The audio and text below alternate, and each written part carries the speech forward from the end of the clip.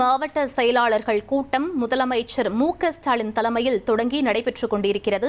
கூடுதல் விவரங்களை எமது செய்தியாளர் ரமேஷ் வழங்கிட கேட்கலாம். ரமேஷ், இந்த கூட்டத்தில் யாரெல்லாம் பங்கேற்றிருக்கிறார்கள்? குறிப்பாக என்னென்ன விஷயங்கள் தொடர்பாக ஆலோசிக்கப்பட இருக்கு?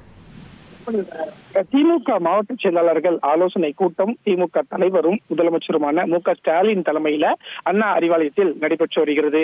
சட்டமன்ற தேர்தலுக்கான தேதி அறிவிக்கப்பட்டு தேர்தல் நடத்தை விதிமுறைகள் அமலுக்கு வந்துவிட்ட நிலையில தேர்தல் முன்னேற்பாடு பணிகள் குறித்து ஆலோசிப்பதற்காக தான் திமுகவின் மாவட்ட செயலாளர்கள் கூட்டம் இன்றைக்கு கூடியிருக்கிறத பார்க்க முடிகிறது.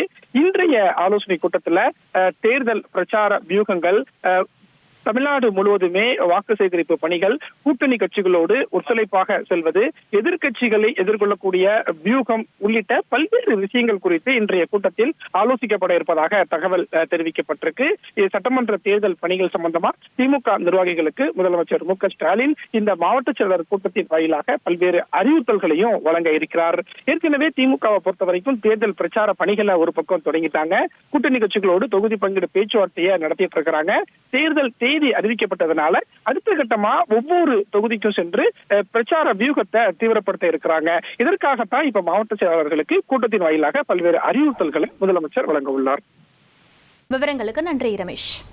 1,27,00,000 மனங்களை வென்ற தந்தி டிவி யூடியூப் சேனல். தவிர்க்க முடியாத தம்ப்நெயில்ஸ், கலக்கலான கான்டென்ட்ஸ். நீங்களும் இந்த குடும்பத்தில் இணைய இப்பவே சப்ஸ்கிரைப் பண்ணுங்க. அசுரபலம் கொண்ட எங்கள் டிஜிட்டல் கரங்களில் உங்கள் விளம்பரங்களை சேர்க்க வாட்ஸ்அப் பண்ணுங்க. 8939888838. Email advtthanditv@dttv.in.